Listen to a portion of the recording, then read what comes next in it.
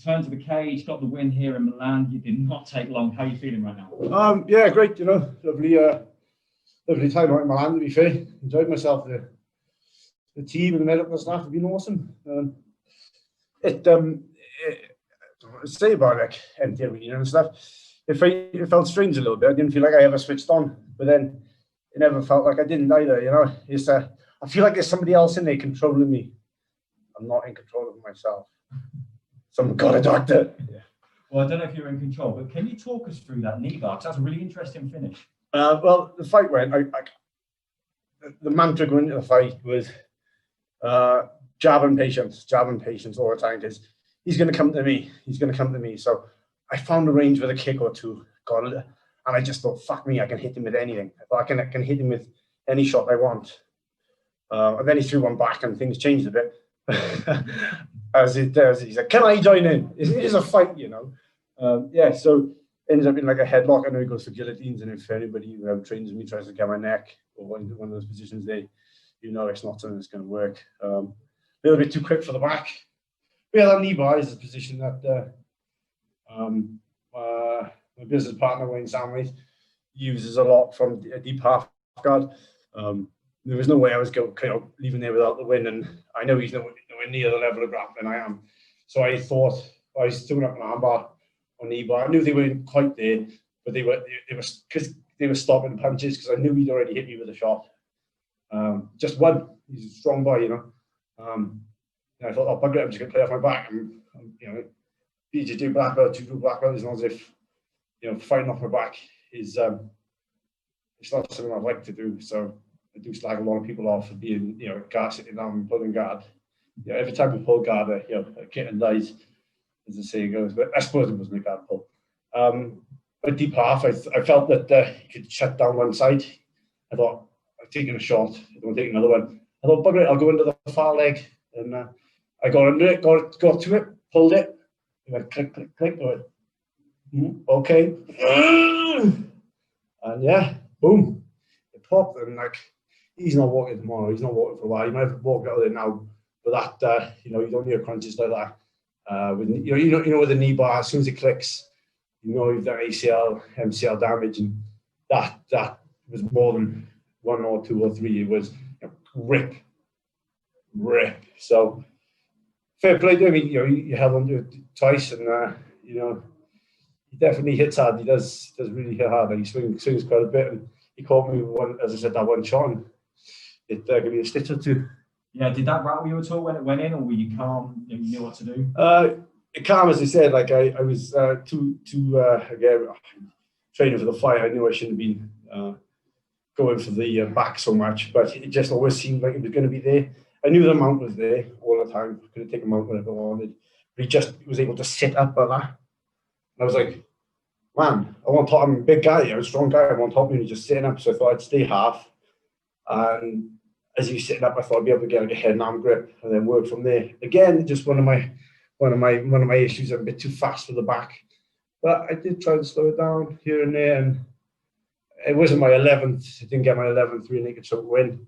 But, you know, a knee bar's not too bad. What time was it? The time is 25 past 9 where we are. And what time did I win the fight? Oh, what time did you win the fight? Oh, I'll have to look at the score, but I'll show you before you go. all right. So just taking it back, this year you've already been in action, and actually it was really important that you once like to bounce back from your encounter with N-Camp in Dublin. I think I'll fight tomorrow, by the way. Would you like it again? Yeah, fuck yeah. I personally, I felt I won the round. It was until I lost. I mean, that sounds stupid to say. I think I was winning until I lost. Again, this is my mantra these days. Patience. Again, with that fight, I walked into that spinning back fist. He threw it out of desperation. I jumped in out of, what's it called? You know, I want to get in there and fight. I want to finish. Yeah. Eagerness. And, you know, and for him, it was his day. You know, maybe another day I would have missed and I'd have taken down. That would be the end of that. But there's no reason why I can't beat him easy. I mean, I felt I took that fight before, but in Milan last year when it was meant to go ahead in like October last year, so I accepted that on 3 weeks' notice, but the fight didn't go through in the end. So You know, obviously I got to cut now, so it's going to be a bit of a bitch to get back in that quickly. But you know, yeah, no, totally boy. Your time is 2:24, by the way. Okay. The powers that be have sent. Aaron, I didn't beat you. One of my students, Aaron Lee, though, had a DAS win, 26 seconds. So, I mean, something to aspire to next time. And we're going to hand it over to the media. Well, all right, Jake Smith. Yeah, Jake Smith for Fight and Talk. Hi, Lou. Congratulations on the win. Congratulations on the win there. You mentioned Aaron. You mentioned, well, Mason Jones as well, of course, with that big win. How good's Welsh MMA right now? forget the fighting Irish. We needed a gimmick for the Welsh. What can we call ourselves? The weird Welsh? No, that's just me. I don't know. But yes, the Welsh are coming. They're here. And we're coming in force. It's not just me. There's Mason, there's Oban, there's Aaron, there's Ben Ellis, there's, God, look who's in the UFC as well. I shouldn't mention them, I know. But you know, Jack Shaw, Brett Jones, hey, come on, they're all doing well. Marshman, John Phillips. You know, look at my countryman. You know, I'm proud. I'm proud. He's a bit of an idiot.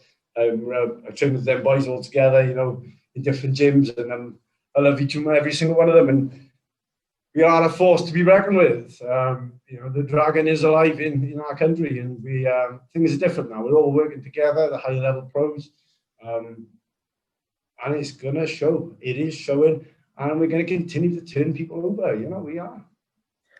We've heard from winning fighters all week this week, and a lot of them have had different experiences behind closed doors. Some enjoyed it, some not so much. For you, what was that experience like, fighting behind closed doors? I loved it. Again, as I said, like when I fight, it always feels like there's somebody else doing it for me. I'm sort of not. I don't know if it's good or bad, but what really gets to me is like when you got people fussing over you.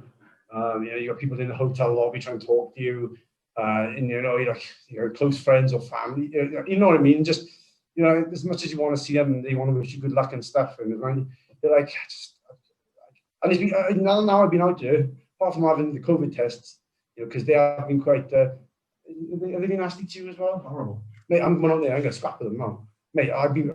But anyway, it's been nice because I've been away to do a job. You know, I'm not worried about. I've got to go drop tickets to somewhere. I've got to go there. I've got to do this. I've got to do that. Oh shit! This is going in the gym. I'm here to do a job. It's been me, Wayne Samways, my wife, and the bus driver Shane Riley. You know, and we've just been, you know, on point throughout the camp, throughout this last week or so in isolation and whatnot. You know.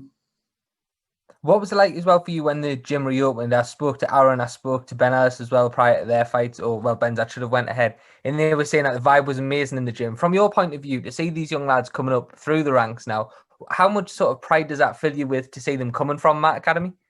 They annoy me. They annoy me because they start beating me now.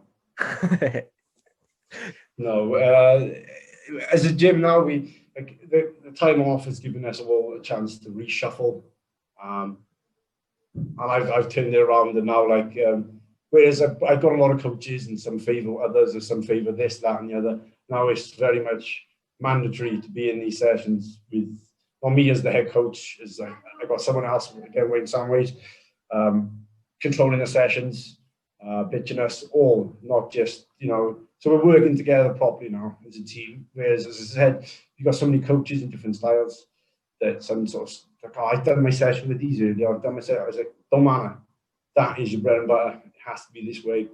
And my team's going. I mean, what you're seeing now is only the tip of the iceberg with it. You know, I got some kids there that, I mean, I don't tell them they're good because you can't spoil them like that. But they, you know, they're scary. Like, they scare them shit out of me. You know, if I could fight like them now, I'd be a force to be reckoned with.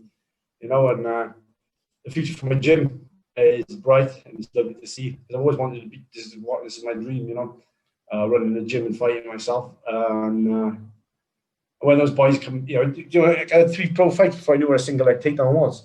So can you imagine these boys now being taught by proper Iranian wrestling coaches, Brazilian black belts? You know, it's scary. You know, scary. Finally, from me there as well, you mentioned that coaching aspect and the fighting aspect. What do you, or how do you find coaching these young lads helps you yourself develop as a fighter? It gives me a real mirror image of myself, because I know what I want and I know what they want. And as a coach, when I can hear them saying stuff, and I'm like, I know what you're trying to get at here. But then as a coach, I go, fucking stop it. Or as a coach manager, you go, not happening. And they go, trying to talk you around. But then I reflect that back to myself. I go, right, what would I do in this situation? Well, obviously, I'd fight, as any fighter would. But then I can say, well, what would I tell my students? I tell them not to fight. So I sort of use that as a mirror image of myself. So we all, it's helping me grow, as well as my team. They've seen me make bad mistakes. Yeah, some of them, they've seen me do stupid weight cuts years ago, and stupid this and stupid that, and now they can see how it is meant to be done, and they can follow in correct footsteps, knowing that I'm a man who've trod them. Maybe not. They want to do the same way as me or not, but that's why we've got different coaches and different teachers. Perfect. Thanks, Lewis.